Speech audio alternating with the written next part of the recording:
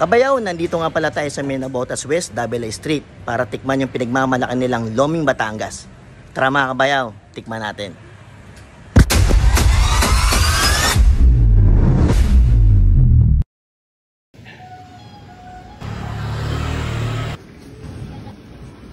Pala ito si kabayaw natin, si Renz. Renz. Good afternoon po. Welcome sa Alitagtag Loming Batangas. Yeah. Ano nga pala mga inaahay natin? So, ito po yung special lomi natin.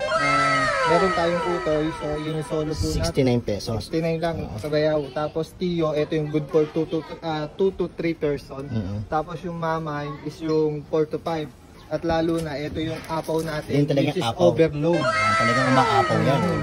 Bihon, chami, kanton. Tapos meron din tayong silog, meron tayong mga silog, soft drinks at mga extras pa. Yun. Anong oras nag-umpisa to? Nag-open kami daily 3 to 11 PM. Araw-araw. Boss, bali kailan pala nag-start tong restaurant nyo? Bali last September 2022. 22. Ayan yung apaw. Ayan yung apaw natin, boss. Dami. Ito yung pinaka natin, hindi natin siya dinagdagan kasi nasa vlog. Alam nyo lang, yun ang kamay ko. Ang laki. Grabe. Pala boss, bakit Alitagtag? So bali yung Alitagtag kasi is originally doon kami galing sa Batangas. Batangas talaga so lugar talaga siya sa Batangas na ano talaga namin para makilala talaga dito.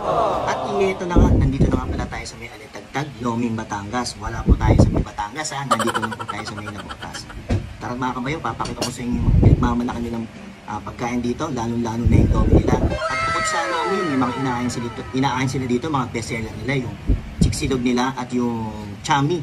Tara mga kabayo, papakita ko sa inyo. Ito nga pala yung Loming Batangas nila. Ito yung tinatawag na apaw. Napakaraming saog. Grabe. Meron sila chicken neck, lechong kawali, chicharon bulaklak, atay, itlog, chicharon na baboy. Meron din silang squid ball, kikiam, and siomay.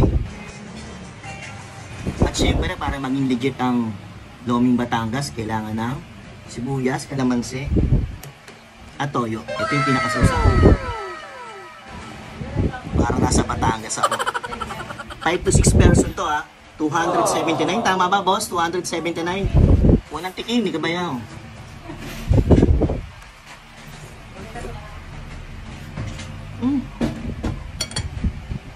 Ito nga. Grabe. Yung lapot niya, tama-tama lang. Yung alat, okay. Hindi ka na para magtimpla. Nandito na lahat. Ito naman po yung chami nila. Kung tawagin sa atin to ay Pasit Mickey. Pero pinaka-original sa Batangas ito, kung tawagin na yung chami. Dami na naman stickman natin mga kabayo.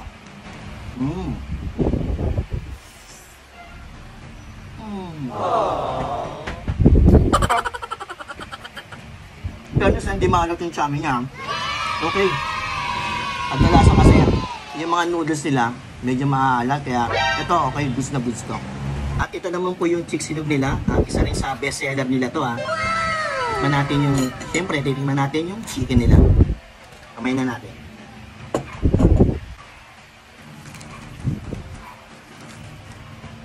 Kitang-kita nyo, lambot Tsaka mabango.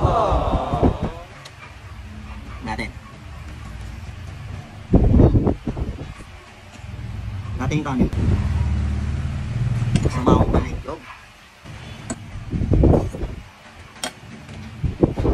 Grabe. Masarap nga. Palang mga kabayaw nagkakahalaga lang po ng 149 to. Siguro mga 3 to 4 person to. Sulit to. 119 ang chiksilog nila, napakarami, ang laki ng manok, tapos yung kanin.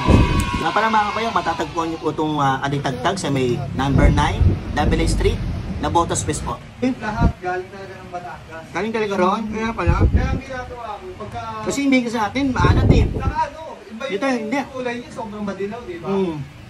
Mas mapanghe. Hindi pa inugasan yan, hindi mapanghe, no?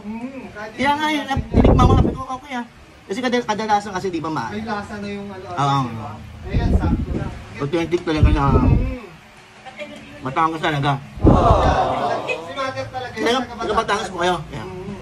Yan po si nanay, taga Batangas po talaga yan. Dahil ano pa pangalan nanay? Ayun, yan po yung nagluluto. Batangas po talaga, kaya pala alitagtag. Grabe pagkain dito. Puntahan nyo to, hindi kayo magsisisi. Promise. Unfollow nyo ako pag hindi masarap.